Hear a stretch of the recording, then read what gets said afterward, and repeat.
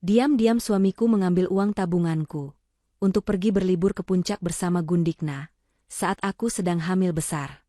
2 hari kemudian, dia pulang dengan wajah bahagia tanpa merasa bersalah sedikit pun. Suamiku pikir aku adalah istri yang bodoh dan lemah. Tapi saat dia masuk ke dalam dapur dan membuka kulkas untuk mengambil minum, seketika dia menjerit histeris ketakutan melihat apa yang ada di dalamnya. Karena, sebelum ceritanya dimulai, silahkan tulis di kolom komentar dari daerah mana saja teman-teman yang menonton cerita ini. Jangan lupa like dan subscribe agar channel ini bisa semakin berkembang dan bisa mempersembahkan cerita yang lebih menarik lagi. Suara detak jam dinding di ruang tengah terdengar begitu nyaring di tengah keheningan malam yang mencekam. Olivia terbangun dari tidurnya dengan napas yang sedikit sesak. Usia kandungannya yang sudah memasuki 8 bulan membuat posisi tidur apapun terasa serba salah. Keringat dingin membasahi pelipisnya yang tertutup anak rambut di balik ciput yang ia kenakan saat tidur. Ia mencoba mengubah posisi tubuhnya perlahan agar tidak menimbulkan suara gaduh, namun gerakan itu terhenti seketika saat telinganya menangkap suara asing dari arah ruang kerja suaminya. Suara itu terdengar seperti bunyi logam yang beradu pelan, diikuti oleh bunyi gemeretak engsel yang kurang minyak. Olivia menahan napas. Ia menoleh ke sisi tempat tidur di sebelahnya. Kosong. Bantal tempat biasa Zaki meletakkan kepalanya tampak dingin dan tidak terusik, seolah suaminya itu memang belum tidur sejak tadi. Perasaan tidak enak mulai menjalar di dada Olivia, lebih menyakitkan daripada tendangan bayi dalam perutnya. Dengan langkah hati-hati dan menahan rasa nyeri di pinggang, Olivia turun dari tempat tidur. Ia berjalan tanpa alas kaki menuju pintu kamar yang sedikit terbuka. Cahaya lampu remang-remang dari ruang kerja menyelinap keluar, membentuk garis kuning di lantai kayu yang gelap. Olivia mengintip dari celah pintu yang tidak tertutup rapat itu. Jantungnya serasa berhenti berdetak saat melihat sosok Zaki sedang berlutut di depan brankas kecil yang tersembunyi di balik lemari buku. Brankas itu adalah tempat penyimpanan harta benda paling berharga bagi mereka. Di dalamnya tersimpan uang tunai dalam jumlah besar yang telah Olivia kumpulkan sedikit demi sedikit dari hasil pesanan kue cateringnya selama 5 tahun terakhir. Uang itu rencananya akan digunakan untuk biaya persalinan sesar, perlengkapan bayi, dan deposit rumah baru agar mereka tidak perlu lagi mengontrak. Zaki tahu persis betapa berharganya uang itu bagi masa depan keluarga kecil mereka. Namun pemandangan di depan mata Olivia menghancurkan segala kepercayaan yang tersisa. Tangan Zaki terlihat gemetar namun cekatan saat memasukkan gepokan uang berwarna merah itu ke dalam tas kerja kulit miliknya. Wajah Zaki terlihat diterangi oleh lampu meja belajar. Tidak ada raut penyesalan di sana. Yang ada hanyalah senyum tipis yang penuh dengan keserakahan dan kepuasan. Pria itu tampak seperti pencuri yang baru saja menemukan harta karun, padahal yang ia curi adalah masa depan anaknya sendiri. Zaki menghitung sekilas tumpukan uang itu, lalu menutup tasnya dengan tergesa-gesa. Ia kembali mengunci brankas yang kini kosong melompong itu, memastikan posisinya kembali seperti semula agar tidak menimbulkan kecurigaan. Air mata Olivia menggenang di pelupuk mata, namun ia menahannya sekuat tenaga agar tidak tumpah. Ia ingin sekali mendobrak pintu itu, berteriak, dan memukul dada suaminya. Ia ingin bertanya mengapa Zaki tega melakukan ini. Namun, akal sehat Olivia yang tajam menahannya. Jika ia melabrak Zaki sekarang, suaminya pasti akan mengelak atau bahkan bertindak kasar yang bisa membahayakan kandungannya. Olivia menarik napas panjang, mengelus perut buncitnya dengan lembut, seolah menenangkan bayi di dalamnya yang ikut gelisah. Ia memilih untuk mundur perlahan, kembali ke kamar tidur, dan menarik selimut sebatas dada. Ia memejamkan mata, pura-pura terlelap, sambil menyusun rencana di dalam kepalanya yang mendidih. Pagi harinya, suasana di meja makan terasa begitu sandiwara. Zaki duduk dengan pakaian rapi, mengenakan kemeja terbaiknya dan menyantap nasi goreng buatan Olivia dengan lahap. Wajahnya tampak cerah, tidak ada jejak rasa bersalah sedikit pun. Ia bahkan bersiul pelan sambil mengaduk kopinya. Olivia melayaninya seperti biasa, menuangkan air putih dan menyiapkan bekal, meski hatinya terasa seperti diiris sembilu setiap kali melihat senyum palsu suaminya. Zaki berdeham pelan sebelum memulai pembicaraan yang sudah Olivia prediksi. Ia berkata bahwa kantor menugaskannya untuk dinas keluar kota secara mendadak selama 3 hari. Alasannya klise, ada proyek besar yang harus ditangani di daerah, dan ia tidak bisa menolaknya karena ini menyangkut promosi jabatan. Olivia mendengarkan bualan itu dengan wajah tenang. Ia mengangguk pelan, berpura-pura percaya sepenuhnya pada setiap kata dusta yang keluar dari mulut laki-laki yang pernah ia cintai itu. Olivia tahu betul tidak ada dinas luar kota. Zaki bahkan sudah mengambil cuti tahunan diam-diam. Informasi yang Olivia dapatkan dari rekan kerja Zaki yang tidak sengaja keceplosan seminggu lalu. Saat Zaki hendak beranjak pergi, Olivia menyerahkan sebuah kotak bekal berwarna biru tua. Ia berkata bahwa itu adalah camilan untuk di perjalanan agar Zaki tidak mengantuk menyetir. Zaki menerima kotak itu dengan senyum lebar, memuji betapa perhatiannya Olivia sebagai seorang istri. Ia mencium kening Olivia sekilas, ciuman yang terasa dingin dan hambar, lalu bergegas menuju mobil. Zaki tidak tahu bahwa di dalam kotak bekal itu, Olivia telah menyiapkan kue kering khusus. Kue itu berbentuk jari-jari manusia yang patah, lengkap dengan selai stroberi yang menyerupai darah di ujung-ujungnya. Itu adalah peringatan halus, sebuah humor gelap dari Olivia yang tidak disadari oleh Zaki. Zaki hanya mengira istrinya sedang bereksperimen dengan bentuk kue Halloween atau pesanan pelanggan yang unik. Mobil Zaki perlahan meninggalkan halaman rumah. Olivia berdiri di ambang pintu, menatap kendaraan itu hingga menghilang di tikungan jalan. Seketika itu juga, topeng istri penurut yang ia kenakan runtuh. Wajahnya berubah dingin dan datar. Tidak ada lagi senyum manis. Ia masuk ke dalam rumah, mengunci pintu dengan rapat, lalu mengambil ponselnya. Ia menekan sebuah nomor yang sudah ia simpan untuk situasi darurat seperti ini. Terdengar nada sambung beberapa kali sebelum suara berat seorang pria menjawab di ujung sana. Olivia berbicara dengan nada tegas dan tanpa keraguan. Ia memberitahu Pak Haryo bahwa umpan telah dimakan. Ia menjelaskan bahwa Zaki telah membawa pergi uang tunai yang ada di berangkas, persis seperti yang mereka perkirakan. Olivia meminta Pak Haryo untuk segera menjalankan rencana selanjutnya tanpa kesalahan sedikitpun. Ia menekankan bahwa ia ingin setiap pergerakan Zaki dipantau. Setelah menutup telepon, Olivia berjalan menuju dapur. Ia menatap deretan pisau-pisau dapurnya yang berkilau. Ia bukan lagi wanita lemah yang hanya bisa menangis. Hari ini, permainan yang sesungguhnya baru saja dimulai. Zaki berpikir ia adalah pemangsa, padahal ia sedang berjalan masuk ke dalam kandang singa. Matahari bersinar terik ketika mobil sedan Zaki melaju, membelah kemacetan kota menuju pinggiran. Di kursi penumpang, duduklah Mila, wanita muda yang menjadi alasan di balik semua kekacauan ini. Mila tampil mencolok dengan pakaian bermerek dari ujung kepala hingga ujung kaki, kacamata hitam besar menutupi sebagian wajahnya yang dipulas riasan tebal. Sepanjang perjalanan, tawa mereka berdua memenuhi kabin mobil. Zaki merasa beban hidupnya terangkat seketika. Ia merasa bebas dari omelan tentang tagihan listrik, bebas dari keluhan sakit punggung istrinya yang hamil, dan bebas dari suasana rumah yang menurutnya membosankan. Mila terus-menerus memuji betapa hebatnya Zaki. Ia merangkul lengan Zaki manja sambil membicarakan rencana belanja mereka nanti. Mila bertanya apakah uangnya cukup untuk mereka bersenang-senang di villa mewah dan berbelanja tas baru. Dengan penuh kesombongan, Zaki menepuk tas kerja di jok belakang. Ia meyakinkan Mila bahwa ia membawa uang tunai yang sangat banyak, cukup untuk membeli apapun yang Mila inginkan. Zaki berbohong pada Mila bahwa uang itu adalah bonus tahunan dari perusahaannya, bukan hasil mencuri tabungan bayi dari istrinya sendiri. Bagi Zaki, kebohongan adalah hal yang mudah, semudah bernapas. Mereka mulai membicarakan Olivia dengan nada merendahkan. Mila mengejek gaya berpakaian Olivia yang tertutup dan dianggapnya kuno. Ia berkata bahwa Zaki pantas mendapatkan wanita yang lebih modern, dan bisa diajak bersenang-senang seperti dirinya. Zaki tertawa setuju. Ia bahkan menambahkan bahwa istrinya di rumah terlalu polos dan bodoh, karena percaya begitu saja dengan alasan dinas luar kota. Mereka berdua tertawa terbahak-bahak di atas penderitaan wanita lain, tanpa menyadari bahwa karma sedang mengintai di balik bayang-bayang kegembiraan mereka. Sementara itu, di rumah yang kini sunyi, Olivia tidak menghabiskan waktunya untuk meratapi nasib. Ia bergerak lincah meski perut besarnya sedikit menghambat. Olivia mulai mengeluarkan koper-koper besar dan kantong plastik sampah hitam berukuran jumbo. Ia masuk ke kamar tidur, membuka lemari pakaian Zaki, dan mulai mengeluarkan isinya satu persatu. Kemeja kerja, celana bahan, kaos santai, hingga pakaian dalam suaminya, semua ia tarik keluar dari gantungan dan laci. Olivia melipatnya kasar dan memasukkannya ke dalam kantong plastik hitam. Ia tidak sedang merapikan lemari, ia sedang membersihkan jejak keberadaan Zaki dari rumah itu.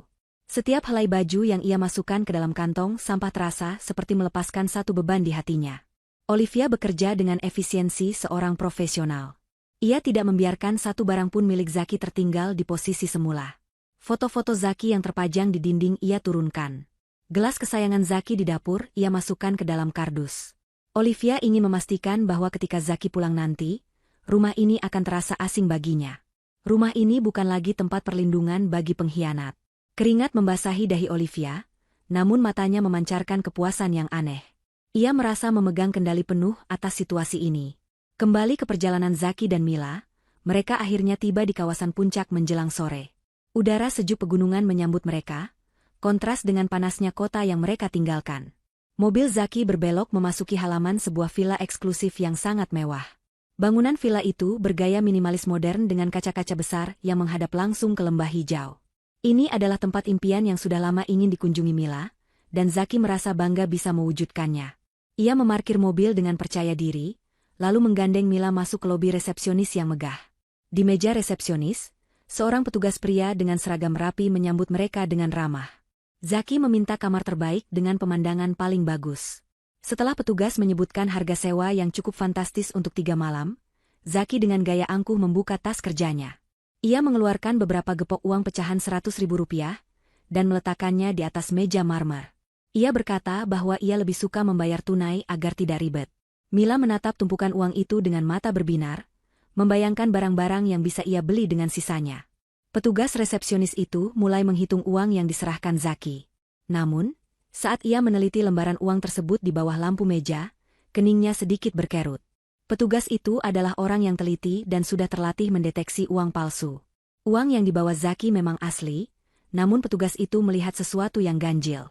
Di setiap lembar uang itu, terdapat cap stempel yang sangat kecil, nyaris tak kasat mata, di sudut kanan bawah. Cap itu bertuliskan kode khusus yang biasanya hanya ada pada uang yang sedang dalam pengawasan otoritas atau uang jebakan kepolisian. Petugas itu teringat pada memo internal yang pernah ia baca tentang kerja sama hotel dengan pihak berwajib untuk melaporkan transaksi tunai yang mencurigakan dengan ciri-ciri tertentu. Zaki yang sedang sibuk bercanda dengan Mila tidak menyadari perubahan ekspresi petugas tersebut. Ia terlalu sibuk dengan egonya sendiri. Petugas resepsionis itu, meskipun curiga, tetap mempertahankan profesionalismenya. Ia tersenyum sopan, menyelesaikan proses administrasi, dan menyerahkan kunci kamar kepada Zaki. Namun, begitu Zaki dan Mila melangkah pergi menuju kamar mereka sambil tertawa-tawa, petugas itu segera meraih telepon di bawah meja. Ia tidak menghubungi layanan kamar, melainkan menghubungi nomor kontak keamanan yang terhubung dengan pihak kepolisian setempat. Di dalam kamar villa yang mewah, Zaki melempar tubuhnya ke kasur empuk dengan perasaan menang. Ia merasa dunia ada di genggamannya. Ia punya uang, punya kekasih cantik, dan jauh dari istri yang membosankan. Ia tidak tahu bahwa setiap lembar uang yang ia gunakan untuk membayar kemewahan ini adalah paku yang akan menyegel peti matinya sendiri. Di rumah, Olivia baru saja selesai mengikat kantong plastik terakhir berisi barang-barang Zaki. Ia duduk di sofa, menyesap teh hangat, dan menatap ponselnya yang baru saja menerima pesan singkat dari seseorang. Pesan itu hanya berisi satu kalimat, target sudah terkonfirmasi di lokasi. Perangkap aktif. Olivia tersenyum, senyum yang dingin dan menakutkan, membayangkan apa yang akan terjadi selanjutnya pada suami tercintanya itu.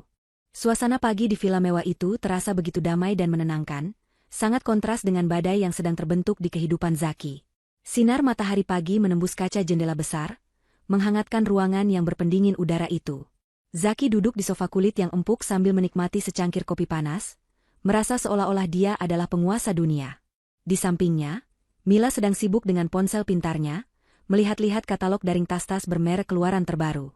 Wanita itu merengek manja, meminta Zaki membelikannya sebuah tas tangan edisi terbatas yang harganya setara dengan gaji Zaki selama 2 bulan. Dengan penuh percaya diri, Zaki mengangguk menyetujui. Baginya, uang tunai yang ia bawa dari rumah dan limit kartu kreditnya sudah lebih dari cukup untuk memenuhi segala keinginan Mila. Zaki merasa tidak perlu lagi berhemat seperti saat ia bersama Olivia yang selalu cerewet soal tabungan masa depan. Masalah pertama muncul ketika mereka memutuskan untuk makan siang di sebuah restoran eksklusif yang tidak jauh dari villa. Setelah menyantap hidangan mahal dengan lahap, Zaki memanggil pelayan untuk meminta tagihan. Dengan gaya angkuh, ia menyerahkan kartu debit platinum miliknya. Namun, beberapa menit kemudian, pelayan itu kembali dengan wajah canggung dan sedikit memelas. Ia memberitahu Zaki bahwa kartu tersebut tidak dapat diproses. Zaki mengerutkan kening, merasa tersinggung.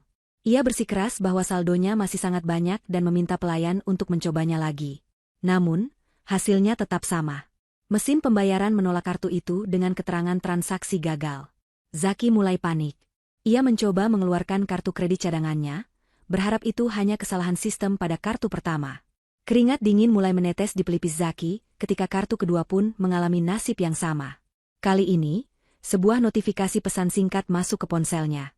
Pesan itu berasal dari pihak bank, memberitahukan bahwa seluruh rekening atas namanya telah dibekukan sementara karena adanya aktivitas mencurigakan dan pelaporan sengketa aset. Wajah Zaki memucat seketika. Ia tidak mengerti bagaimana ini bisa terjadi begitu cepat. Ia teringat pada Olivia di rumah, tapi segera menepis pikiran itu. Menurutnya, Olivia hanyalah wanita rumahan yang tidak paham urusan perbankan, apalagi sampai bisa memblokir rekeningnya. Zaki akhirnya terpaksa membayar tagihan restoran menggunakan sebagian uang tunai yang ia curi dari brankas, mengurangi jatah uang yang seharusnya mereka gunakan untuk bersenang-senang. Mila yang melihat kejadian itu langsung mengubah sikapnya. Senyum manis dan rengekan manja menghilang, berganti dengan tatapan sinis dan wajah masam. Sepanjang perjalanan kembali ke villa, Mila terus mengomel. Ia menuduh Zaki berbohong soal kekayaannya dan hanya ingin memanfaatkannya. Zaki berusaha menenangkan Mila dengan mengatakan bahwa ini hanya kesalahan teknis perbankan yang akan segera ia urus. Ia berjanji bahwa uang tunai di tas kerjanya masih sangat banyak untuk memanjakan Mila. Namun, suasana hati mereka sudah terlanjur rusak. Ketegangan mulai merayap di antara mereka, mengikis kemesraan palsu yang mereka bangun di atas penderitaan orang lain. Malam harinya, ketegangan itu berubah menjadi teror yang mencekam. Zaki dan Mila sedang duduk diam di ruang tengah villa, masing-masing sibuk dengan pikirannya sendiri. Tiba-tiba, ponsel Zaki bergetar panjang di atas meja kaca, memecah kesunyian malam. Sebuah pesan masuk dari nomor yang tidak dikenal. Tidak ada nama, hanya deretan angka acak. Zaki meraih ponselnya dengan malas, mengira itu hanya pesan spam atau tawaran pinjaman daring. Namun, ketika ia membuka pesan itu, matanya terbelalak lebar hingga nyaris keluar. Jantungnya berdegup kencang seolah ingin mendobrak rongga dadanya. Ponsel itu nyaris terlepas dari genggamannya yang tiba-tiba menjadi licin oleh keringat. Pesan itu berisi sebuah foto. Bukan foto biasa, melainkan foto dirinya dan Mila yang sedang duduk di sofa villa itu. Foto itu diambil dari sudut pandang atas, seolah-olah si pemotret sedang bersembunyi di balik ventilasi udara atau celah di langit-langit ruangan. Kualitas fotonya sangat jelas meski pencahayaan ruangan agak remang. Di foto itu terlihat punggung Zaki dan wajah Mila yang sedang cemberut. Yang membuat Zaki merinding ketakutan adalah fakta bahwa foto itu baru saja diambil beberapa detik yang lalu. Zaki sontak berdiri dan mendongak ke atas, menatap langit-langit dan ventilasi udara dengan tatapan horor. Ia merasa ada sepasang mata yang sedang mengawasi mereka dari kegelapan. Zaki berteriak pada Mila untuk diam, lalu ia berlari memeriksa setiap sudut ruangan. Ia membuka lemari, memeriksa kolong tempat tidur, bahkan berlari keluar ke balkon untuk melihat apakah ada orang di sana. Nihil. Tidak ada siapa-siapa. Villa itu sunyi senyap, hanya suara angin malam yang mendesing di antara pepohonan pinus. Mila yang awalnya bingung kini ikutan panik setelah melihat foto itu. Ia menjerit histeris, menuduh istri Zaki mengirim orang untuk membunuh mereka. Rasa paranoia mulai menggerogoti akal sehat Zaki. Ia merasa setiap bayangan di dinding adalah sosok yang mengintai. Ia merasa tidak aman. Liburan yang seharusnya menyenangkan kini berubah menjadi mimpi buruk di mana mereka menjadi mangsa yang sedang diawasi oleh pemburu tak kasat mata. Ketakutan itu semakin menjadi-jadi ketika lampu villa tiba-tiba berkedip beberapa kali sebelum akhirnya mati total. Gelap gulita menyelimuti mereka. Zaki berusaha menyalakan senter ponselnya dengan tangan gemetar. Dalam kegelapan itu, ia merasa seolah-olah dinding-dinding villa semakin menyempit dan menghimpitnya. Suara langkah kaki samar terdengar di lantai atas, padahal villa itu hanya satu lantai. Zaki tahu ia tidak bisa tinggal di sini lebih lama lagi. Rasa bersalah yang ia pendam jauh di lubuk hati kini bangkit menjadi monster yang menakutkan, bercampur dengan rasa takut akan ancaman fisik yang nyata. Ia harus pergi dari tempat terkutuk ini sekarang juga. Kepanikan telah mengambil alih seluruh kesadaran Zaki. Tanpa berpikir panjang, ia memerintahkan Mila untuk segera mengemasi barang-barang mereka. Ia memasukkan baju-bajunya ke dalam koper dengan asal-asalan, tidak peduli lagi dengan kerapian. Yang ada di pikirannya hanyalah keluar dari villa itu, dan menjauh sejauh mungkin dari sosok misterius yang mengirimi mereka foto teror tersebut. Mila awalnya menolak. Ia marah karena liburannya hancur berantakan dan mereka harus pulang di tengah malam buta. Namun, melihat wajah Zaki yang pucat pasi seperti mayat hidup, Mila akhirnya menurut meski sambil terus menggerutu dan membanting barang-barang ke dalam tasnya. Mereka meninggalkan villa itu dengan tergesa-gesa. Zaki memacu mobil sedannya menuruni jalanan puncak yang berkelok dan gelap. Kabut tebal mulai turun, membuat jarak pandang menjadi sangat terbatas. Zaki menyetir dengan gelisah, matanya terus melirik ke kaca spion, takut ada kendaraan lain yang mengikuti mereka. Di sebelahnya, Mila duduk dengan tangan bersedekap, wajahnya memancarkan kemarahan yang tertahan. Mila kecewa berat karena Zaki ternyata bukan sosok pria kaya raya dan berkuasa seperti yang ia bayangkan. Kejadian kartu ATM yang ditolak dan teror foto itu, membuat Mila sadar bahwa Zaki adalah pria bermasalah yang hanya akan menyusahkannya. Di tengah perjalanan yang sunyi, di ruas jalan yang jauh dari pemukiman penduduk, tiba-tiba mesin mobil Zaki tersendat. Mobil itu berguncang hebat beberapa kali sebelum akhirnya mesinnya mati total. Zaki membanting setir ke pinggir jalan, berusaha menghentikan mobil di bahu jalan yang sempit. Asap putih tipis mengepul dari kap mesin. Zaki memukul setir dengan frustrasi. Ia mencoba menyalakan kembali mesin mobilnya berkali-kali, namun hanya terdengar suara dinamo starter yang lemah. Mobil itu mogok total. Zaki tidak tahu bahwa kerusakan ini bukanlah kebetulan. Seseorang telah menyabotase selang radiator dan sistem kelistrikan mobilnya saat diparkir di villa, sebuah sabotase halus yang dirancang untuk aktif setelah mobil berjalan beberapa kilometer. Zaki keluar dari mobil untuk memeriksa mesin, namun ia tidak mengerti apapun soal mekanik. Gelap malam dan suara binatang hutan membuat nyalinya semakin ciut. Ia kembali masuk ke mobil dan mencoba menelepon layanan derek. Namun sialnya, tidak ada sinyal di daerah lembah itu.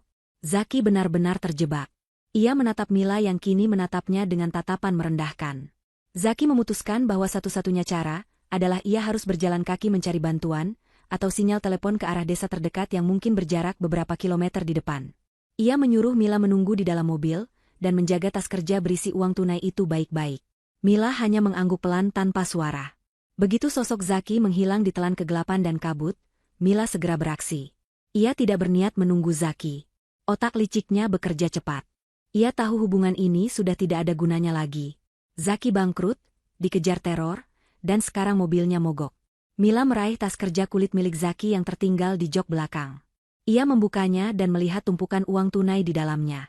Tanpa ragu sedikitpun, Mila memindahkan semua gepokan uang itu ke dalam tas pribadinya yang berukuran besar. Ia menguras habis isi tas kerja Zaki, tidak menyisakan selembar pun. Bagi Mila, ini adalah bayaran atas waktu yang sudah ia buang bersama pria pengecut itu. Namun, pengkhianatan Mila tidak berhenti di situ. Ia teringat pada instruksi dari seseorang yang menghubunginya beberapa hari lalu. Seseorang yang menawarkan pelunasan hutang pinjaman uangnya jika ia melakukan satu hal kecil. Mila merogoh saku tasnya dan mengeluarkan sebuah bungkusan plastik kecil berisi serbuk putih, dan beberapa butir pil berwarna-warni. Itu adalah paket obat terlarang. Dengan tangan cepat, Mila menyelipkan bungkusan haram itu jauh di bawah jok pengemudi, tempat di mana Zaki biasa duduk. Ia menekannya dalam-dalam agar tidak mudah terlihat namun mudah ditemukan jika ada pemeriksaan anjing pelacak. Mila tidak peduli apa yang akan terjadi pada Zaki nanti, yang penting baginya adalah menyelamatkan dirinya sendiri. Tak lama kemudian, sebuah truk pengangkut sayur melintas perlahan di jalanan menanjak itu. Mila segera keluar dari mobil dan melambaikan tangannya. Sopir truk itu berhenti, melihat seorang wanita cantik sendirian di tengah malam. Mila memasang wajah memelas, mengarang cerita bahwa ia bertengkar dengan pacarnya dan diturunkan di tengah jalan. Sopir truk yang iba mengizinkan Mila menumpang hingga ke kota. Mila naik ke truk itu tanpa menoleh lagi ke arah mobil sedan Zaki yang mogok. Ia pergi membawa uang curian itu, meninggalkan Zaki dengan jebakan yang jauh lebih berbahaya daripada sekadar kemiskinan. 1 jam kemudian, Zaki kembali ke mobil dengan napas terengah-engah dan kaki yang lecet. Ia gagal menemukan bantuan maupun sinyal telepon. Ia berharap setidaknya bisa beristirahat sejenak di dalam mobil bersama Mila. Namun, saat ia membuka pintu mobil, ia mendapati kekosongan yang menghantam jiwanya. Mila tidak ada. Tas kerjanya terbuka lebar di atas jok belakang, isinya kosong melompong. Zaki meraba-raba tas itu dengan tangan gemetar, berharap masih ada uang yang tersisa, namun nihil. Uangnya hilang, kekasih gelapnya kabur, dan ia sendirian di tengah hutan antah berantah. Zaki menjerit frustrasi, suaranya menggema di lembah sunyi itu, sebuah jeritan keputusasaan dari seorang pria yang baru saja kehilangan segalanya dalam satu malam. Ia belum menyadari bahwa di bawah tempat duduknya, ada tiket menuju penjara yang sudah menantinya. 2 hari telah berlalu sejak malam kelabu di mana Zaki ditinggalkan sendirian di pinggir jalan antah berantah. Perjalanan pulang menuju rumahnya bagaikan neraka dunia yang harus ia lalui selangkah demi selangkah. Zaki, yang biasanya selalu tampil necis dan wangi, kini tampak seperti gelandangan yang kehilangan arah. Pakaian bermerek yang ia kenakan sudah kusut, kotor, dan berbau keringat bercampur debu jalanan. Wajahnya ditumbuhi rambut-rambut halus yang tidak terawat, matanya cekung dengan lingkaran hitam yang menggantung tebal di bawahnya, menandakan kurang tidur dan kelelahan mental yang luar biasa. Ia harus menumpang berbagai kendaraan, mulai dari truk pengangkut pasir yang berdebu hingga mobil bak terbuka yang membawanya perlahan mendekati ibu kota. Rasa lapar yang melilit perutnya sudah tidak terhitung lagi sakitnya, karena saku celananya benar-benar kosong melompong tanpa sepeser pun uang tersisa. Sepanjang perjalanan yang menyiksa itu, Zaki menyusun skenario di dalam kepalanya. Ia terus melatih ekspresi wajah dan nada bicaranya. Ia berencana untuk mengarang cerita bahwa ia baru saja dirampok saat sedang meninjau lokasi proyek di daerah terpencil. Ia akan mengatakan pada Olivia bahwa tas kerjanya, dompetnya, dan mobilnya diambil paksa oleh begal bersenjata. Zaki yakin, dengan wajah memelas dan kondisi fisiknya yang berantakan, Olivia pasti akan percaya. Istrinya itu adalah wanita yang lembut dan mudah iba. Zaki membayangkan Olivia akan menangis melihat kondisinya, lalu memeluknya erat, menyiapkan air hangat, dan melayaninya seperti raja yang baru pulang dari medan perang. Keyakinan itulah yang membuat kaki Zaki terus melangkah meski rasanya sudah mau patah. Menjelang senja, Zaki akhirnya tiba di depan pagar rumahnya. Langit sore terlihat mendung, seolah turut merasakan aura kelam yang dibawa Zaki. Ia berdiri sejenak di depan gerbang, menarik napas panjang untuk menenangkan detak jantungnya yang tidak beraturan. Ia merapikan sedikit kerah kemejanya yang miring, berusaha memunculkan sisa-sisa wibawa sebagai kepala keluarga. Dengan tangan gemetar, ia merogoh saku celana untuk mencari kunci cadangan rumah yang untungnya masih tersimpan di sana. Zaki membuka pintu pagar dengan perlahan agar tidak menimbulkan suara berisik, lalu melangkah menuju pintu utama. Ia sudah siap dengan akting terbaiknya. Ia memutar kunci, menekan gagang pintu, dan mendorong daun pintu kayu itu hingga terbuka lebar. Namun, sambutan yang ia dapatkan sungguh di luar dugaan. Begitu pintu terbuka, hawa dingin yang menusuk tulang langsung menyergap tubuh Zaki, membuatnya menggigil seketika. Suhu di dalam rumah itu terasa tidak wajar, jauh lebih dingin daripada udara di luar. Zaki melangkah masuk dengan ragu. Keadaan di dalam rumah gelap gulita. Tirai-tirai jendela tertutup rapat, menghalangi cahaya lampu jalan untuk masuk. Zaki meraba dinding mencari saklar lampu ruang tamu, namun ketika ia menekannya, tidak ada cahaya yang menyala. Lampu itu sepertinya sengaja dimatikan dari saklar pusat, atau bohlamnya telah dilepas. Mata Zaki perlahan beradaptasi dengan kegelapan. Samar-samar ia melihat pemandangan yang membuatnya bingung sekaligus merinding. Tata letak rumahnya telah berubah total. Sofa empuk tempat ia biasa bersantai sambil menonton televisi sudah tidak ada di tempatnya. Meja kopi, lemari hias, dan karpet mahal yang biasa menghiasi ruang tengah juga lenyap entah kemana. Ruangan itu kini terasa luas namun kosong dan hampa, seperti sebuah gedung tua yang sudah lama ditinggalkan penghuninya. Zaki melangkah lebih jauh ke dalam, kakinya menimbulkan suara gema di lantai yang dingin. Ia merasa seperti orang asing yang tersesat di rumahnya sendiri. Pandangan Zaki tertumbuk pada dinding utama ruang tengah. Di sana, seharusnya tergantung foto pernikahan mereka yang berukuran besar dengan bingkai emas yang mewah. Namun, foto kenangan itu telah hilang. Sebagai gantinya, tergantung sebuah lukisan aneh yang belum pernah Zaki lihat sebelumnya.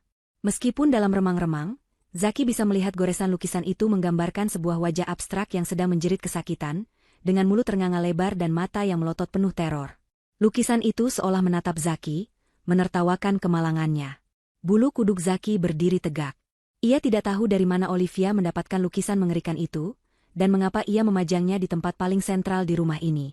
Di tengah kebingungan itu, telinga Zaki menangkap suara gumaman pelan yang berirama. Suara itu berasal dari sudut ruangan, dekat jendela yang tertutup tirai tebal. Zaki memicingkan matanya dan melihat siluet seseorang duduk di kursi kayu yang menghadap ke dinding kosong. Itu Olivia. Istrinya duduk diam, tubuhnya terbalut pakaian tertutup yang menyatu dengan kegelapan. Ia sedang melantunkan zikir dengan suara yang sangat rendah, monoton, dan bergema aneh di ruangan kosong itu. Irama zikirnya terdengar cepat dan berat, bukan seperti doa yang menenangkan, melainkan seperti mantra yang diucapkan untuk memanggil kekuatan gelap. Zaki memanggil nama Olivia dengan suara parau. Namun, sosok itu tidak bergeming sedikit pun. Olivia tetap duduk mematung, melanjutkan gumamannya tanpa peduli bahwa suaminya baru saja pulang dalam keadaan menyedihkan. Tidak ada sambutan hangat, tidak ada pelukan, dan tidak ada air mata kekhawatiran. Hanya ada dingin yang membekukan dan nuansa horor yang mencekam. Zaki merasa nyalinya menciut. Rumah ini bukan lagi istananya. Rumah ini telah berubah menjadi panggung sandiwara yang dirancang khusus untuk menyambut kepulangannya. Sebuah panggung di mana ia bukan lagi sutradara, melainkan aktor yang terjebak dalam naskah orang lain. Rasa takut mulai merayap naik dari ujung kaki hingga ke kepalanya, memberitahunya bahwa ada sesuatu yang sangat salah sedang terjadi di sini. Rasa takut yang sempat menyergap Zaki perlahan berubah menjadi kemarahan. Ego laki-lakinya yang rapuh merasa terhina dengan perlakuan dingin ini. Ia merasa tidak dihargai sebagai suami yang baru saja pulang mencari nafkah, meski kenyataannya ia baru saja pulang dari perselingkuhan yang gagal. Zaki memutuskan untuk mengambil kendali situasi dengan cara yang biasa ia lakukan, yaitu memanipulasi dan menggertak. Ia berdeham keras, mencoba menghentikan gumaman Olivia yang membuat telinganya berdenging. Dengan langkah kasar, Zaki berjalan mendekati istrinya, sengaja menghentakkan kakinya ke lantai agar terdengar mengintimidasi. Zaki mulai berteriak dengan suara serak, melampiaskan kekesalannya. Ia bertanya dengan nada tinggi mengapa rumah dibiarkan gelap gulita seperti gua hantu. Ia memaki soal suhu ruangan yang seperti kutub utara dan perabotan yang hilang. Zaki berseru bahwa ia lelah bekerja keras membanting tulang demi keluarga, mengalami musibah perampokan di jalan, dan hampir mati kelaparan. Tetapi bukannya disambut dengan baik, ia malah disuguhi suasana yang membuatnya stres. Ia menuduh Olivia sebagai istri yang tidak tahu diuntung dan tidak punya perasaan. Zaki terus mengoceh, memuntahkan segala kebohongan dan amarahnya untuk menutupi rasa takut dan rasa bersalahnya sendiri. Ia berharap dengan kemarahan ini, Olivia akan menciut, meminta maaf, dan kembali menjadi istri penurut yang melayaninya. Namun, Olivia tetap diam. Ia tidak menoleh, tidak menjawab, dan tidak menunjukkan reaksi takut sedikitpun. Sikap abai Olivia ini justru semakin membuat Zaki frustrasi. Tenggorokannya yang kering terasa semakin perih akibat berteriak. Rasa haus yang luar biasa kembali menyerangnya. Sudah berjam-jam ia tidak minum setetes air pun. Dehidrasi membuat kepalanya pening dan emosinya semakin tidak stabil. Zaki akhirnya menyerah untuk mendebat punggung istrinya. Prioritas utamanya sekarang adalah membasahi kerongkongannya. Ia butuh air dingin segera sebelum ia pingsan. Sambil menggerutu kasar, Zaki berbalik dan berjalan menuju dapur. Bayangan akan segelas air dingin dari kulkas membuat langkahnya sedikit lebih cepat. Namun, langkahnya terhenti mendadak tepat di ambang pintu dapur. Pintu yang menghubungkan ruang tengah dengan area dapur itu tertutup rapat. Yang lebih mengejutkan, terdapat sebuah rantai besi yang melilit pegangan pintu, dikunci dengan gembok besar yang kokoh. Zaki terbelalak menatap gembok itu. Ia mencoba mengguncang pintu dengan kasar, berharap itu hanya hiasan atau kuncinya rusak. Tapi pintu itu tidak bergeming sedikitpun. Rantai itu mengikat kuat akses menuju satu-satunya sumber air dan makanan di rumah itu. Kemarahan Zaki meledak lagi, kali ini bercampur dengan kepanikan. Ia berbalik badan dan kembali menghampiri Olivia dengan langkah lebar. Ia membentak Olivia, menanyakan di mana kunci gembok sialan itu. Ia berteriak bahwa ini sudah keterlaluan. Mengunci dapur di rumah sendiri adalah tindakan orang gila, pikirnya. Zaki berdiri menjulang di belakang kursi Olivia, tangannya terkepal siap memukul sandaran kursi jika istrinya masih diam saja.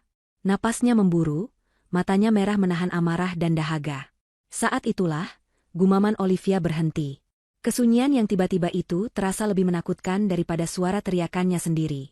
Perlahan, sangat perlahan, Olivia bangkit dari kursi kayunya. Ia berbalik menghadap Zaki. Dalam kegelapan, wajah Olivia terlihat pucat namun tenang. Sangat kontras dengan wajah Zaki yang merah padam dan kotor. Ekspresi Olivia datar, tidak ada senyum, tidak ada kemarahan, hanya tatapan mata yang tajam dan menusuk, seolah mampu melihat menembus ke dalam jiwa Zaki yang busuk. Olivia mengangkat tangannya perlahan ke arah dada. Di sana, tergantung sebuah kunci kecil mengilap yang dikalungkan dengan tali. Kunci itu bergemerincing pelan saat bersentuhan dengan kancing bajunya. Zaki menatap kunci itu dengan tatapan lapar, seolah itu adalah benda paling berharga di dunia saat ini. Ia mengulurkan tangannya hendak merampas kunci itu, namun gerakan Olivia selanjutnya membuatnya terpaku. Olivia melepaskan kalung kunci itu dari lehernya. Ia memegang kunci itu sesaat, menatapnya dengan tatapan penuh arti, lalu dengan gerakan santai, ia melemparkan kunci itu ke lantai, tepat di dekat kaki Zaki yang berbalut sepatu kotor. Bunyi logam beradu dengan lantai keramik terdengar nyaring di ruangan yang sunyi itu. Zaki menunduk menatap kunci itu, lalu kembali menatap wajah istrinya. Olivia membuka mulutnya untuk pertama kali sejak Zaki pulang. Suaranya terdengar lembut, namun dingin dan penuh penekanan. Ia mempersilakan Zaki untuk mengambil minumnya.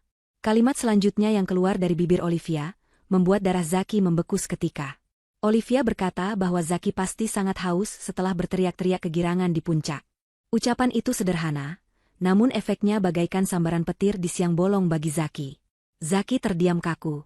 Otaknya berusaha mencerna kata-kata itu. Puncak. Olivia menyebut kata puncak. Itu artinya Olivia tahu kemana ia pergi. Olivia tahu ia tidak dinas luar kota. Olivia tahu ia tidak dirampok. Olivia tahu segalanya. Kebohongan yang baru saja ia teriakkan runtuh seketika menjadi debu. Rasa superioritas Zaki lenyap, digantikan oleh rasa ngeri yang merayap cepat. Ia menyadari bahwa semua keganjilan ini, rumah yang gelap, dingin, perabotan yang hilang, pintu terkunci, bukanlah kebetulan. Ini adalah hukuman. Namun, rasa haus yang membakar tenggorokannya mengalahkan segalanya. Insting bertahan hidup tubuhnya berteriak lebih keras daripada logika ketakutannya. Zaki tidak peduli lagi apakah Olivia tahu atau tidak. Ia butuh minum sekarang juga. Dengan tangan gemetar dan harga diri yang hancur, Zaki membungkuk, berlutut di lantai, dan memungut kunci itu. Ia merasa hina, namun ia tidak punya pilihan. Ia menggenggam kunci itu erat-erat, lalu berbalik dan berjalan cepat menuju dapur, meninggalkan Olivia yang berdiri tegak di belakangnya, menatap punggung suaminya dengan tatapan seorang hakim yang baru saja mengetuk palu vonis mati. Zaki berdiri terpaku di depan pintu dapur yang terkunci, tangannya menggenggam kunci kecil yang baru saja dilemparkan Olivia.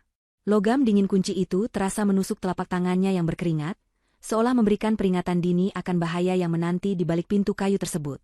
Rasa haus yang mencekik tenggorokannya semakin menjadi-jadi, menciptakan sensasi perih dan kering yang menyiksa setiap kali ia mencoba menelan ludah. Dehidrasi yang dialaminya bukan hanya sekadar fisik, tetapi juga mental. Ia haus akan rasa aman, haus akan kendali yang selama ini ia banggakan namun kini terlepas begitu saja dari genggamannya.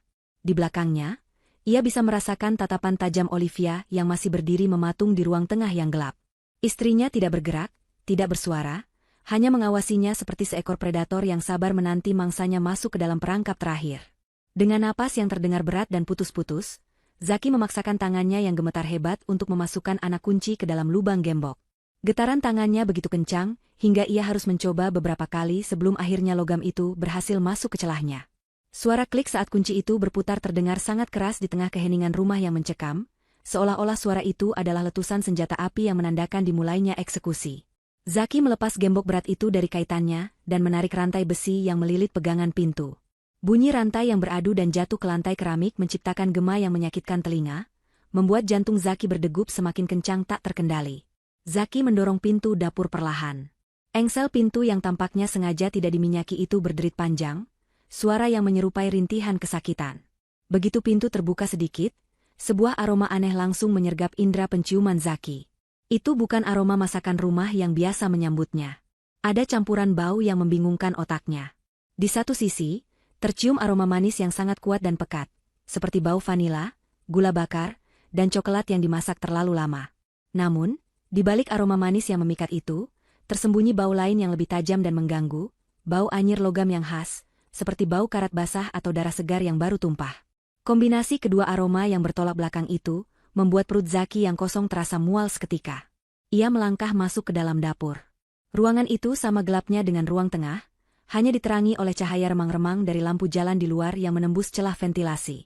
Dapur yang biasanya hangat dan penuh dengan peralatan masak yang tertata rapi kini terasa asing.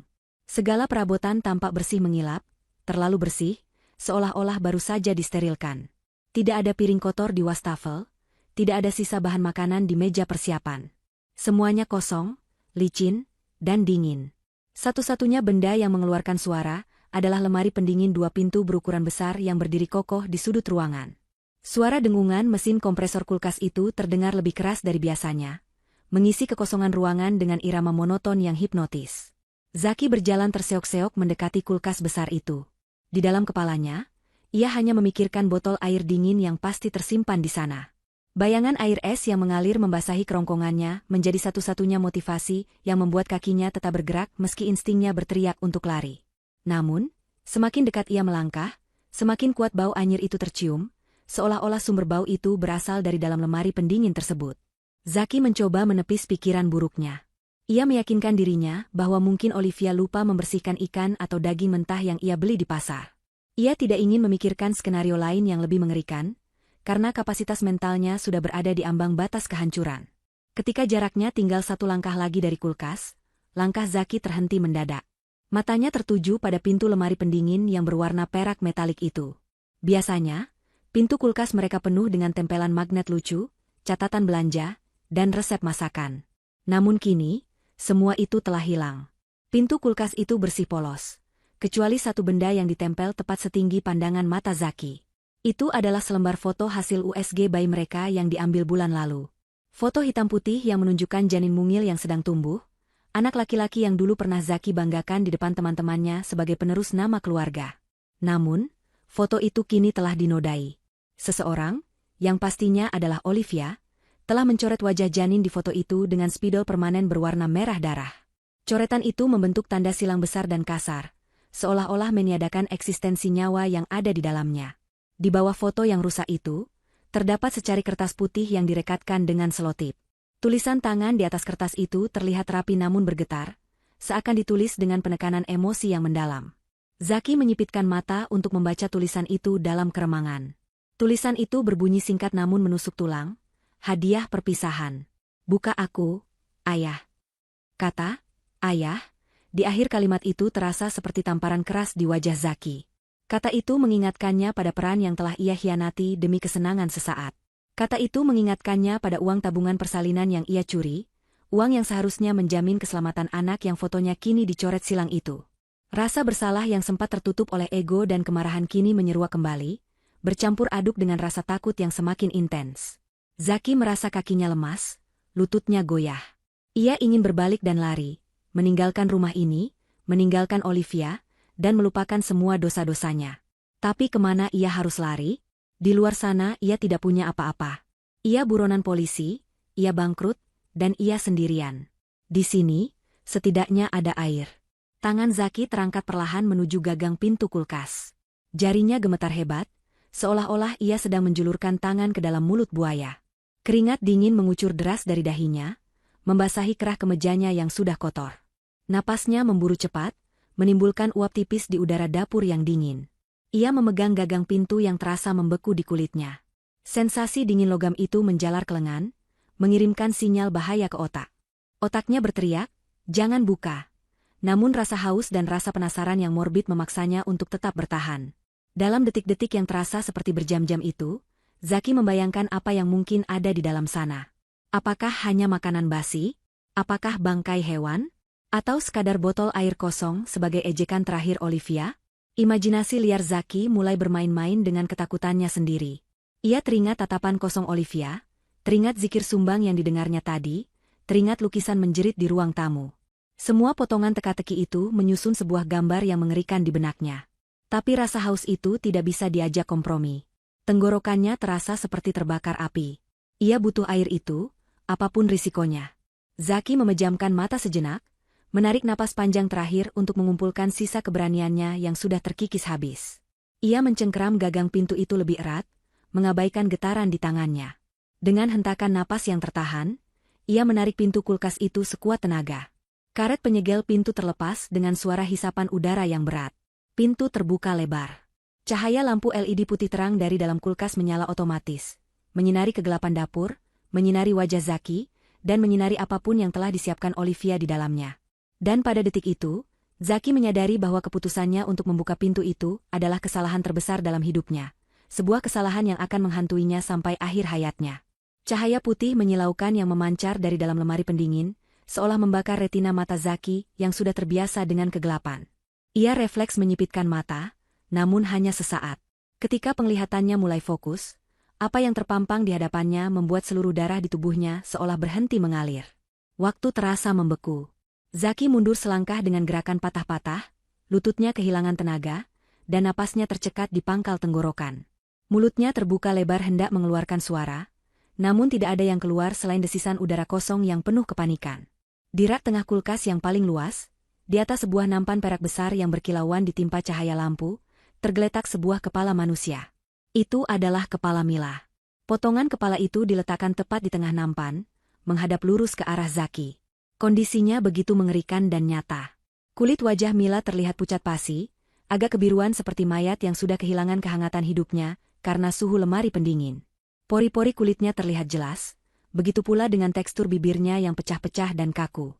Mata Mila melotot lebar, bola matanya yang coklat menatap kosong namun tajam ke arah Zaki, seolah-olah menuduhnya atas nasib tragis yang menimpanya. Rambut panjang Mila yang biasanya tergerai indah kini tampak kusut dan acak-acakan, sebagian helainya menempel di nampan yang dingin. Yang membuat pemandangan itu semakin horor adalah apa yang ada di mulutnya. Mulut Mila yang terbuka kaku tersumpal penuh oleh gulungan uang kertas pecahan Rp100.000. Uang itu tampak basah, lecek, dan sebagian menyembul keluar dari sela-sela bibirnya yang biru, seolah-olah ia dipaksa menelan keserakahan itu sampai mati. Zaki mengenali uang itu. Itu adalah uang yang ia curi dari brankas, uang yang sama yang dibawa kabur oleh Mila. Di sekitar leher yang terputus, terdapat genangan cairan merah kental yang menggenang di dasar nampan. Cairan merah itu menetes perlahan ke bawah, jatuh menimpa rak kaca di bawahnya, mengenai deretan buah-buahan segar yang tersusun rapi, menciptakan kontras warna yang memuakan antara kesegaran hidup dan kematian yang brutal. Zaki tidak bisa memalingkan wajahnya. Otaknya yang sudah lelah dan stres tidak mampu memproses logika. Di matanya, ini adalah mayat sungguhan.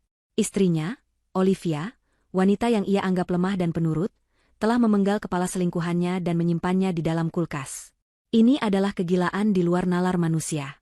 Zaki merasa lambungnya bergejolak hebat, rasa mual naik ke kerongkongan, bercampur dengan teror murni yang melumpuhkan saraf motoriknya.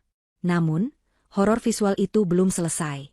Di samping nampan berisi kepala itu, tergeletak 2 buah map dokumen yang dibungkus plastik bening agar tidak basah.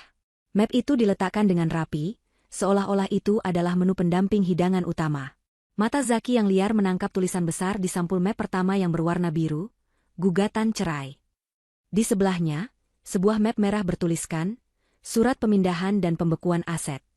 Zaki melihat tanda tangannya sendiri tertera di sana, tanda tangan yang ia bubuhkan tanpa sadar saat ia sedang mabuk atau kelelahan beberapa minggu lalu, yang ternyata dimanfaatkan Olivia untuk memindahkan kepemilikan rumah, tanah, dan seluruh tabungannya. Kombinasi antara melihat, mayat, kekasih gelapnya dan bukti kehancuran finansialnya secara bersamaan menghantam mental Zaki dengan kekuatan nuklir. Pertahanannya runtuh total. Jeritan yang tertahan di tenggorokannya akhirnya meledak keluar. Greg. Teriakan Zaki begitu keras, nyaring, dan penuh dengan nada histeris yang menyayat hati. Ia berteriak bukan hanya karena takut, tapi karena jiwanya hancur. Zaki terjatuh ke lantai dapur, kakinya menendang-nendang udara berusaha menjauh dari kulkas yang terbuka itu. Ia merangkak mundur dengan panik, menabrak meja makan, menjatuhkan kursi-kursi. Celana bahannya basah seketika, ia mengompol karena ketakutan yang tak tertahankan. Air mata dan ingus membasahi wajahnya yang kotor. Ia terus menunjuk-nunjuk arah kulkas sambil meracau tidak jelas. Memanggil nama Tuhan yang sudah lama ia lupakan, memohon ampun pada hantu yang tidak ada. Tiba-tiba, lampu utama dapur menyala terang benderang. Zaki tersentak kaget, menutupi wajahnya dengan lengan, mengira polisi atau malaikat maut datang menjemputnya. Namun, yang muncul adalah Olivia. Olivia melangkah masuk ke dapur dengan tenang, seolah-olah tidak terjadi apa-apa. Ia mengenakan apron masak yang bersih di atas pakaian rumahannya. Wajahnya datar, tidak ada ekspresi jijik ataupun kasihan melihat suaminya yang terkapar di lantai dalam genangan air seni sendiri. Di tangan kanannya, Olivia memegang sebuah pisau dapur besar yang berkilau tajam. Melihat pisau itu, Zaki semakin histeris. Ia menyeret tubuhnya mundur sampai punggungnya membentur dinding. Jangan bunuh aku. Ampun, Olive. Ampun. Aku salah. Jangan potong kepalaku. Zaki memohon-mohon dengan suara parau, tangannya terangkat melindungi lehernya. Ia yakin giliran dia yang akan berakhir di nampan perak itu. Olivia tidak menjawab. Ia bahkan tidak menatap Zaki. Ia berjalan lurus menuju kulkas yang masih terbuka. Dengan gerakan santai dan elegan, ia mengulurkan tangannya yang memegang pisau ke arah kepala Mila. Zaki memejamkan mata, tidak sanggup melihat istrinya memutilasi mayat itu lagi. Namun, tidak ada suara tulang patah atau daging terkoyak. Yang terdengar hanyalah suara pisau membelah sesuatu yang empuk. Kenapa teriak? Mas? Suara Olivia terdengar lembut, memecah tangisan Zaki. Zaki memberanikan diri membuka matanya sedikit. Ia melihat Olivia baru saja mengiris pipi kanan, kepala, Mila. Tapi tidak ada darah yang muncrat. Di balik lapisan kulit pucat itu, terlihat tekstur bolu berwarna merah pekat yang lembut dengan lapisan krim putih di tengahnya. Olivia mengambil potongan daging pipi itu dengan tangan, lalu memasukkannya ke dalam mulutnya sendiri. Ia mengunyahnya perlahan, menikmati rasanya sambil memejamkan mata sejenak, lalu menelannya. Ini cuma kue, Mas, kata Olivia datar sambil menjilat sisa remah merah di jarinya. Red velvet kesukaanmu. Aku membuatnya spesial selama 2 hari ini. Mirip sekali dengan aslinya, kan? Teknik sculptingku semakin membaik sepertinya. Zaki ternganga. Mulutnya terbuka lebar, tapi otaknya macet. Kue? Itu kue? Tapi matanya, kulitnya, uang di mulutnya. Zaki menatap kembali kepala itu. Kini ia bisa melihat bahwa darah yang menetes itu hanyalah sirup gula yang kental. Uang di mulutnya adalah cetakan kertas gula, edible paper, yang sangat realistis. Tapi, Zaki tergagap, masih syok berat. Rasa takutnya akan pembunuhan perlahan digantikan oleh kebingungan yang luar biasa. Ia merasa dipermainkan dengan cara yang paling kejam. Olivia kemudian mengambil map merah dari dalam kulkas, mengabaikan kue kepala yang kini sudah terluka, itu. Ia berjalan mendekati Zaki yang masih terduduk lemas di lantai. Olivia melemparkan map itu tepat ke pangkuan Zaki. Kalau kepala itu palsu, ucap Olivia, nadanya berubah menjadi sangat dingin dan serius. Dokumen di pangkuanmu itu asli. Bacalah. Tanda tanganmu di sana sah secara hukum. Mulai detik ini, rumah ini, mobil yang kamu pakai, tanah warisan orang tuamu, dan sisa saldo di rekeningmu, semuanya sudah menjadi milikku dan anak kita. Olivia membungkuk sedikit, menatap mata Zaki yang nanar. Kamu pulang ke rumah ini sebagai tamu, Mas. Tamu yang tidak diundang, miskin, dan tidak punya apa-apa. Oh ya, uang di mulut kue itu simbol keserakahanmu. Kamu boleh memakannya kalau kamu masih lapar. Habiskan saja, itu jatah terakhirmu di rumah ini. Zaki menatap map di pangkuannya, lalu menatap potongan kue berbentuk kepala manusia di kulkas, dan terakhir menatap wajah istrinya yang kini tampak lebih menakutkan daripada hantu manapun. Ia menyadari bahwa Olivia tidak perlu membunuhnya untuk menghancurkannya. Olivia telah membunuh jiwanya, harga dirinya, dan masa depannya, lalu menyajikannya sebagai hidangan penutup yang dingin. Zaki tidak bisa lagi berteriak. Ia hanya bisa menatap kosong, sementara air matanya terus mengalir tanpa henti, menyadari bahwa hidupnya sebagai manusia merdeka telah tamat malam ini. Keheningan malam yang sempat pecah oleh jeritan histeris Zaki kini, berganti menjadi ketegangan yang menyesakkan dada. Zaki masih terduduk lemas di lantai dapur, bersandar pada dinding yang dingin dengan tatapan kosong yang terpaku pada potongan kue di dalam lemari pendingin. Otaknya menolak untuk bekerja sama, terjebak dalam disonansi kognitif antara horor visual yang ia lihat dan kenyataan yang baru saja diungkapkan oleh istrinya. Di hadapannya, Olivia berdiri tegak memegang pisau dapur yang ujungnya berlumuran selai merah, wajahnya tenang tanpa emosi, seolah ia adalah seorang dewi keadilan yang baru saja menjatuhkan vonis mati. Suara sirine mobil polisi yang meraung-raung dari kejauhan mulai terdengar mendekat, memecah kesunyian lingkungan perumahan elit tersebut, namun Zaki sudah terlalu hancur untuk menyadarinya. Tidak lama kemudian, suara gedoran keras terdengar di pintu depan, disertai teriakan tegas yang meminta penghuni rumah untuk membuka pintu. Tetangga sebelah rumah rupanya telah menelepon pihak berwajib, setelah mendengar teriakan Zaki yang terdengar, seperti orang yang sedang disiksa. Olivia tidak panik sedikit pun. Ia meletakkan pisau dapurnya perlahan di atas meja makan, mengelap tangannya dengan kain bersih, lalu berjalan santai menuju ruang tamu untuk membukakan pintu. Zaki tetap di posisinya, meringkuk seperti janin, menggumamkan kata-kata yang tidak jelas tentang kepala manusia dan uang berdarah. Ia sudah tidak peduli lagi siapa yang datang. Baginya hidupnya sudah berakhir di dapur ini. Pintu depan terbuka, dan Inspektur Yuda beserta 3 orang petugas berseragam lengkap menerobos masuk dengan senjata siaga. Mereka mendapati Olivia berdiri di sana dengan wajah yang dibuat seseolah mungkin terlihat syok dan ketakutan. Namun bukan takut karena polisi, melainkan takut karena suaminya yang mengamuk. Dengan suara bergetar yang sangat meyakinkan, Olivia menunjuk ke arah dapur. Ia memberitahu polisi bahwa suaminya baru saja pulang dalam keadaan kacau balau, berteriak-teriak tidak jelas, dan mengancam keselamatan dirinya serta bayi dalam kandungannya. Akting Olivia begitu sempurna, hingga Inspektur Yuda langsung memberikan instruksi kepada anak buahnya untuk mengamankan lokasi dan melindungi sang ibu hamil. Para polisi itu bergerak cepat menuju dapur. Pemandangan yang mereka temukan di sana cukup untuk membuat siapapun mengerutkan kening. Zaki, pria yang dulunya dikenal rapi dan sukses, kini tampak seperti gelandangan gila yang duduk di atas genangan air seninya sendiri. Matanya liar, menatap para polisi dengan tatapan paranoid. Begitu melihat seragam polisi, Zaki justru kembali histeris. Ia merangkak mendekati kaki Inspektur Yuda, mencengkeram celana petugas itu, dan mulai meracau dengan panik. Ia menunjuk-nunjuk ke arah kulkas yang masih terbuka lebar. Zaki berteriak bahwa istrinya adalah pembunuh, bahwa ada kepala manusia di dalam kulkas, dan bahwa ia akan dimutilasi selanjutnya. Inspektur Yuda, yang sudah berpengalaman menghadapi berbagai jenis penjahat dan orang gila, menatap Zaki dengan tatapan dingin. Ia kemudian menoleh ke arah kulkas yang ditunjuk Zaki.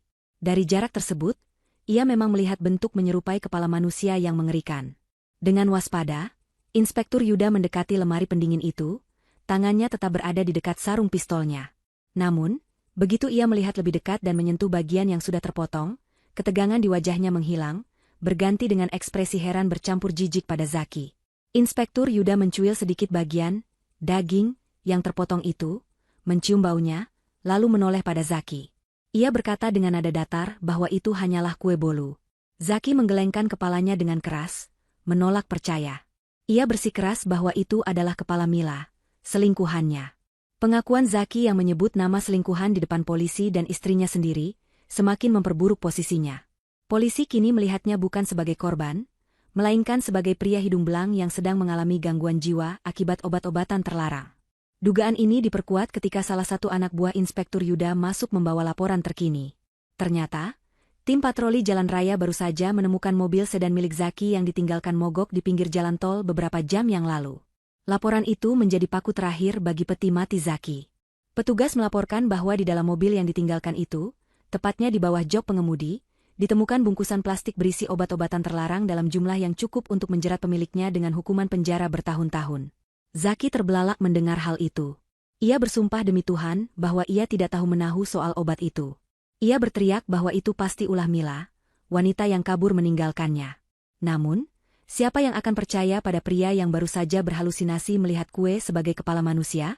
Bagi polisi, ceritanya tentang wanita bernama Mila yang kabur terdengar seperti karangan orang yang sedang sakau berat untuk menutupi jejak kepemilikan barang haram tersebut.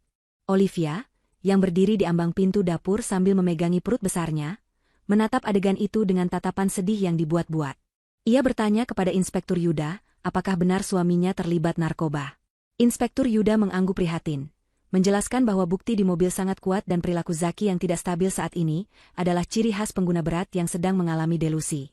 Olivia menutup mulutnya dengan tangan, berpura-pura menahan tangis, padahal di balik telapak tangannya itu, bibirnya menyunggingkan senyum tipis yang sangat puas.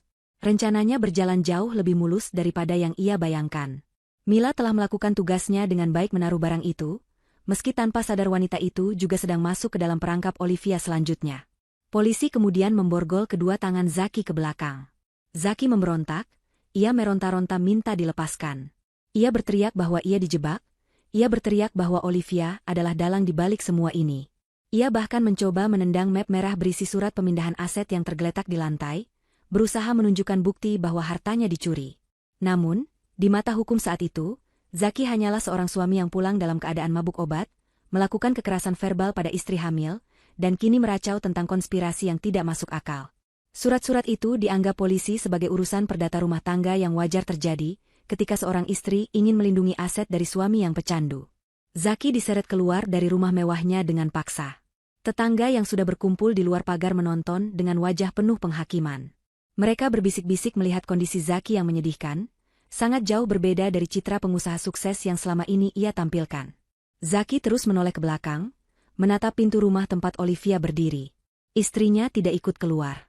Olivia hanya berdiri di sana, di bawah cahaya lampu teras yang temaram, melambaikan tangan pelan ke arah Zaki.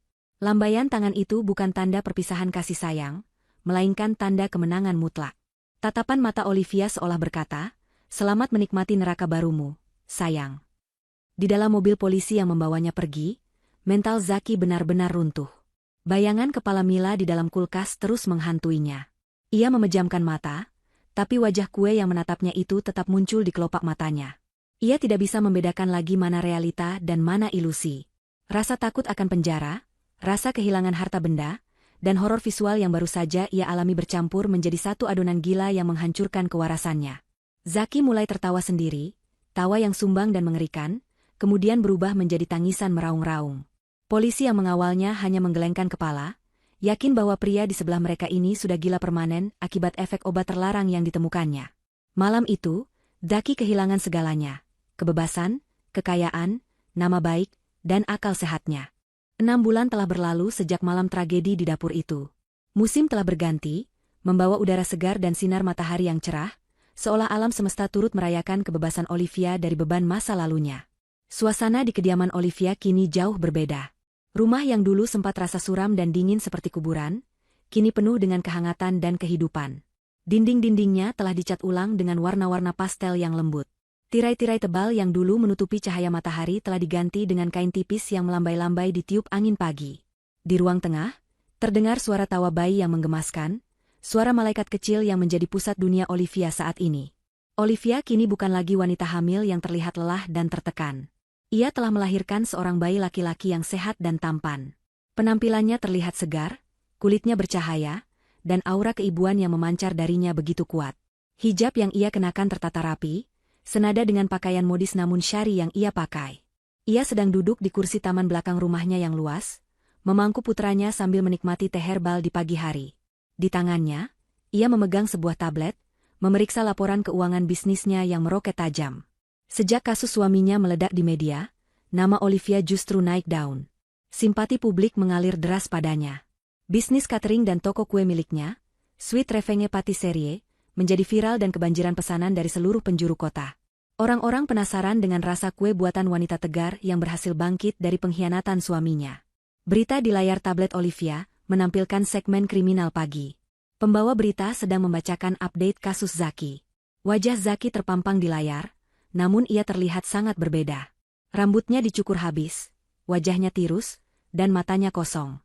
Zaki divonis hukuman penjara yang lama atas kepemilikan obat terlarang dan pencurian aset keluarga, berdasarkan laporan Olivia. Namun, karena kondisi mentalnya yang tidak stabil, ia kini ditempatkan di bangsal rehabilitasi mental rumah sakit jiwa milik pemerintah yang dijaga ketat. Laporan menyebutkan bahwa Zaki menderita trauma spesifik yang aneh. Ia akan berteriak histeris dan mengalami serangan panik setiap kali melihat makanan berbentuk bulat, terutama kue. Ia menolak makan apapun selain bubur cair, karena ketakutan bahwa makanan padat itu adalah potongan tubuh manusia. Zaki hidup dalam penjara pikirannya sendiri, dihantui oleh bayangan kepala kue yang diciptakan Olivia selamanya. Olivia tersenyum tipis melihat berita itu. Tidak ada rasa kasihan di hatinya, hanya rasa lega bahwa keadilan telah ditegakkan dengan caranya sendiri.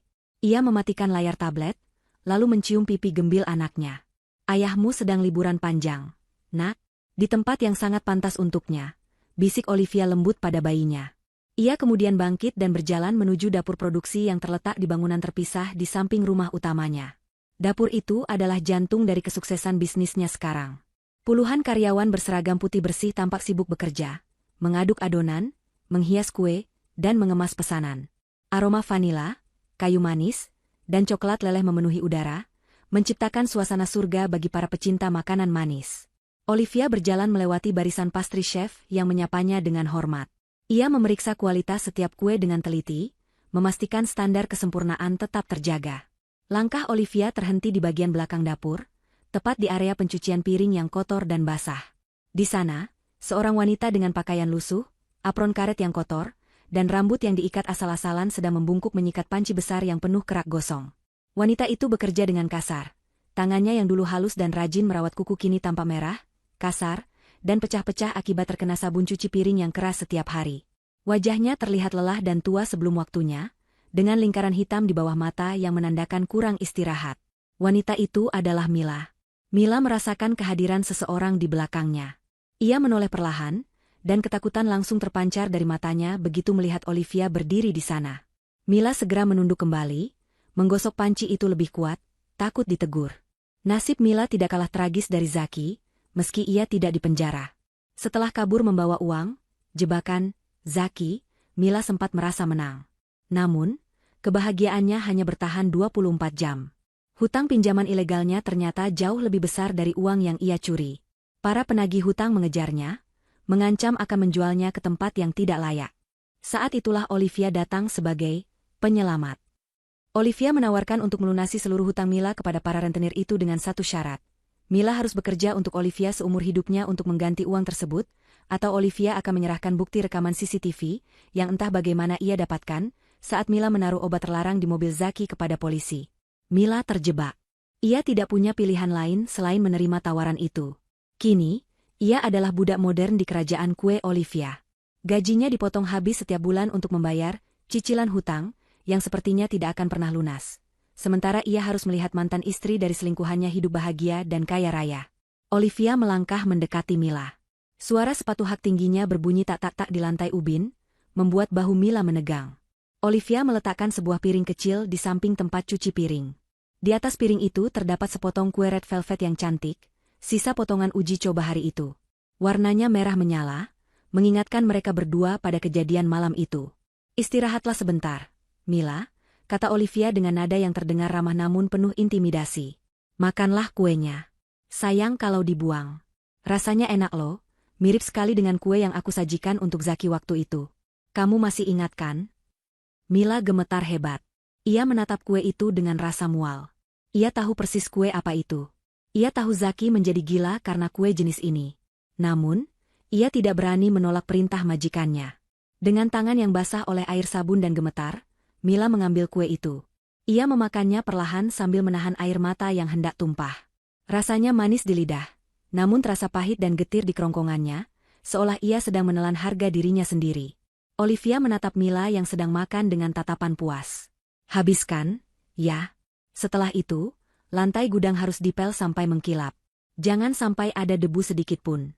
Ingat, polisi masih sangat tertarik mencari siapa wanita yang menaruh obat di mobil suamiku. Kita tidak mau mereka main ke sini, kan?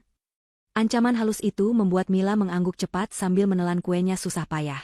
Olivia menepuk bahu Mila pelan, seolah memberikan semangat pada sahabat lama, lalu berbalik pergi meninggalkan area kotor itu. Ia berjalan kembali menuju cahaya terang di depan toko, disambut oleh senyum para pelanggan dan tawa bayinya. Cerita berakhir dengan pemandangan kontras yang sempurna. Zaki yang terkurung dalam kegilaannya, Mila yang terbelenggu dalam perbudakan penebusan dosa, dan Olivia yang berdiri di puncak kejayaan, menikmati manisnya kehidupan hasil racikan tangannya sendiri. Sebuah karma yang tidak datang dari langit, melainkan dimasak dengan sabar, teliti, dan dingin di dalam dapur seorang istri yang tersakiti. 5 tahun telah berlalu sejak badai menghancurkan rumah tangga Olivia, namun waktu seolah bertekuk lutut di hadapan wanita itu. Di sebuah aula hotel berbintang 5 yang disewa khusus malam itu, lampu gantung kristal memancarkan cahaya keemasan yang hangat, menyinari ratusan tamu undangan yang hadir dengan pakaian terbaik mereka. Ini adalah malam perayaan ulang tahun ke-5 putra Olivia, sekaligus perayaan pencapaian besar bisnis catering dan toko kuenya yang kini telah membuka cabang ke-10 di seluruh penjuru negeri. Olivia berdiri di tengah ruangan, mengenakan gaun panjang santun berwarna merah marun yang elegan, senada dengan warna khas jenama bisnisnya. Wajahnya terlihat jauh lebih muda dan bersinar dibandingkan 5 tahun lalu. Tidak ada lagi jejak air mata atau penderitaan di sana, yang ada hanyalah aura kekuasaan dan kepercayaan diri yang begitu kuat, hingga membuat orang-orang di sekitarnya merasa segan. Di sudut ruangan, dekat meja prasmanan yang menyajikan hidangan penutup, seorang wanita kurus dengan seragam pelayan tertutup sedang sibuk menata piring-piring kotor ke dalam troli. Wanita itu adalah Mila. 5 tahun bekerja di bawah tekanan psikologis yang konstan, telah mengubahnya menjadi sosok yang nyaris tak dikenali. Rambutnya yang dulu indah kini tipis, dan selalu disembunyikan di balik topi seragam yang ketat. Kulit wajahnya kusam, garis-garis kelelahan terukir dalam di sekitar mata dan mulutnya. Mila bekerja dengan gerakan mekanis seperti robot, matanya selalu menunduk, takut bertatapan dengan siapapun. Ia telah kehilangan jiwanya. Hutang-hutangnya memang telah lunas secara teknis setahun yang lalu, namun Olivia memiliki cara lain untuk mengikatnya. Ancaman mengenai bukti keterlibatannya dalam kasus obat terlarang Zaki masih tersimpan rapi di brankas Olivia, menjadi rantai tak kasat mata yang menjerat leher Mila seumur hidup. Saat momen pemotongan kue tiba, lampu ruangan diredupkan. Sebuah kue ulang tahun raksasa setinggi 5 tingkat didorong masuk ke tengah ruangan.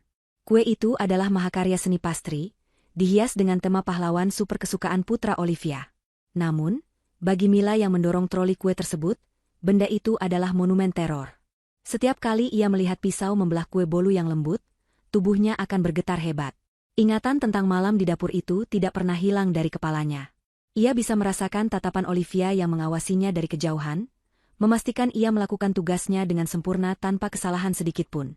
Mila tahu, satu kesalahan kecil bisa berakibat fatal bagi sisa hidupnya yang sudah menyedihkan ini. Setelah pesta usai dan para tamu pulang membawa bingkisan mewah, Olivia tidak langsung beristirahat. Ia memiliki satu agenda rutin yang selalu ia lakukan setiap tahun pada tanggal yang sama, sebuah ritual ziarah ke masa lalu untuk memastikan kemenangannya tetap abadi. Ia menitipkan putranya pada pengasuh kepercayaan, lalu masuk ke dalam mobil sedan hitam mengilap yang dikemudikan oleh sopir pribadinya. Mobil itu melaju menembus malam, meninggalkan gemerlap kota menuju daerah pinggiran yang sepi dan dingin, tempat di mana sebuah bangunan tua dengan pagar kawat berduri tinggi berdiri kokoh. Rumah Sakit Jiwa Harapan Baru. Olivia melangkah menyusuri lorong rumah sakit yang berbau karbol menyengat. Suara gema langkah kaki sepatu hak tingginya membuat beberapa perawat yang berjaga malam menunduk hormat. Mereka sudah mengenal Olivia sebagai donatur tetap yayasan rumah sakit ini, seorang istri setia yang rutin menjenguk suaminya yang gila. Tidak ada yang tahu bahwa donasi besar yang diberikan Olivia adalah cara untuk memastikan Zaki tetap terawat dengan baik di dalam sana, memastikan suaminya tidak pernah dinyatakan sembuh dan tidak akan pernah keluar melihat dunia luar lagi. Seorang perawat pria berbadan tegap membukakan pintu besi berat di ujung lorong khusus pasien risiko tinggi. Di dalam ruangan isolasi yang berdinding busa putih itu, seorang pria kurus kering sedang duduk meringkuk di sudut ruangan memeluk lututnya. Zaki, mantan suami yang dulu begitu sombong dan memuja penampilannya sendiri, kini tampak seperti kerangka hidup. Rambutnya dicukur habis, matanya cekung liar, dan mulutnya terus komat-kamit menggumamkan kata-kata tak jelas. Zaki telah kehilangan kontak dengan realitas sepenuhnya. Terapi kejut dan obat-obatan penenang dosis tinggi yang diberikan selama bertahun-tahun, ditambah trauma mendalam yang tak pernah diobati, telah mematikan fungsi logika otaknya. Olivia masuk perlahan, memberi isyarat pada perawat untuk meninggalkannya berdua saja. Zaki mendongak saat melihat ujung gaun merah Olivia. Tubuhnya tersentak mundur, menempel erat ke dinding busa. Napasnya memburu cepat. Di mata Zaki, wanita di hadapannya bukanlah manusia, melainkan iblis berwajah malaikat yang memegang pisau dapur raksasa. Olivia tersenyum manis, senyum yang sama yang dulu membuat Zaki jatuh cinta, namun kini menjadi sumber mimpi buruknya. Olivia mengeluarkan sebuah kotak kecil dari tas tangannya. Ia membuka kotak itu, memperlihatkan sebuah cup cake kecil berwarna merah menyala dengan krim putih di atasnya. Kue red velvet. Melihat kue itu, Zaki mulai menangis. Ia menutup wajahnya dengan kedua tangan, merengek seperti anak kecil yang ketakutan. Ia berteriak-teriak minta ampun, memohon agar kepala itu dijauhkan darinya. Zaki berhalusinasi bahwa cup cake kecil itu adalah potongan bola mata manusia yang sedang menatapnya. Olivia berjongkok di hadapan Zaki, meletakkan kue itu di lantai, tepat di depan kaki suaminya. Ia berbisik pelan, suaranya mendesis lembut seperti ular. Olivia berkata bahwa ini adalah kue ulang tahun anak mereka. Ia menyuruh Zaki memakannya untuk merayakan keberhasilan anaknya yang kini tumbuh pintar dan sehat, tidak seperti ayahnya yang menyedihkan. Zaki menggeleng kuat, air liur menetes dari mulutnya. Ia menendang kue itu hingga hancur berantakan di lantai. Krim putih dan remah merah menyebar seperti darah dan otak yang berceceran. Zaki menjerit histeris melihat kehancuran kue itu, seolah ia baru saja membunuh seseorang.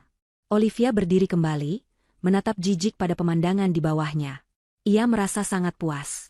Hukuman penjara mungkin hanya mengurung badan, tetapi hukuman yang ia berikan mengurung jiwa Zaki dalam ketakutan abadi yang berulang setiap detiknya. Zaki hidup dalam neraka yang ia ciptakan sendiri, dipicu oleh trauma yang ditanam Olivia. Sebelum pergi, Olivia mencondongkan tubuhnya ke telinga Zaki. Ia membisikkan satu kalimat terakhir yang selalu ia ucapkan setiap kali berkunjung, kalimat yang menjadi mantra pengikat kegilaan Zaki. Olivia berkata bahwa Zaki sebenarnya tidak gila.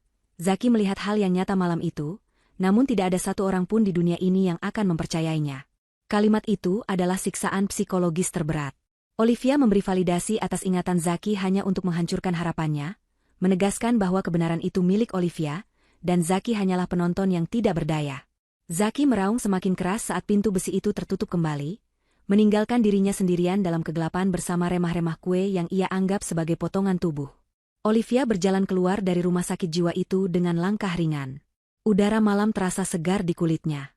Ia kembali ke mobil dan memerintahkan sopirnya untuk pulang. Di rumah mewahnya yang hangat, ia masuk ke kamar putranya yang sedang tertidur pulas. Kamar itu dipenuhi mainan mahal dan buku-buku edukasi. Olivia duduk di tepi tempat tidur, mengelus rambut putranya yang lembut. Anak laki-laki itu menggeliat pelan, membuka matanya sedikit, dan bertanya dengan suara serak khas bangun tidur. Ia bertanya dari mana ibunya pergi. Olivia tersenyum lembut, mencium kening putranya. Ia menjawab bahwa ia baru saja membuang sampah masa lalu agar rumah mereka tetap bersih. Anaknya yang masih kecil belum mengerti arti metafora itu, namun ia merasa aman dalam dekapan ibunya. Olivia menatap wajah anaknya lamat-lamat. Ia berjanji dalam hati akan mendidik putranya menjadi laki-laki yang kuat, setia, dan menghormati wanita, agar tidak berakhir menjadi sampah seperti ayahnya. Ia akan mengajarkan bahwa setiap tindakan memiliki konsekuensi, dan pengkhianatan akan selalu dibayar dengan harga yang sangat mahal. Keesokan harinya, matahari terbit menyinari dapur produksi, Suite Revenge Patisserie. Mila sudah bangun sejak subuh, mengepel lantai yang sebenarnya sudah bersih hingga mengilap. Di dinding dapur, tergantung sebuah bingkai foto besar yang baru dipasang Olivia. Foto itu bukan foto keluarga, melainkan foto sebuah kue red velvet berbentuk kepala manusia yang sangat realistis, karya agung yang menjadi titik balik kehidupan mereka semua. Di bawah foto itu terdapat tulisan emas, sajian dingin adalah hidangan terbaik. Bagi karyawan lain, itu hanyalah foto seni yang menunjukkan keahlian bos mereka. Namun bagi Mila yang sedang mengepel di bawahnya, dan bagi Zaki yang sedang berteriak di sel isolasinya, foto itu adalah pengingat abadi. Bahwa di balik senyum manis dan hijab anggun Olivia, tersembunyi seorang arsitek pembalasan dendam yang tidak akan pernah ragu untuk mengubah dapur menjadi ruang eksekusi bagi siapa saja yang berani mengusik ketenangannya. Olivia duduk di kantornya yang berdinding kaca di lantai atas, menyesap teh hangat sambil memandang kesibukan di bawahnya. Ia adalah ratu di kerajaannya sendiri, dan resep kebahagiaannya kini telah lengkap, dicampur dengan takaran karma yang sempurna.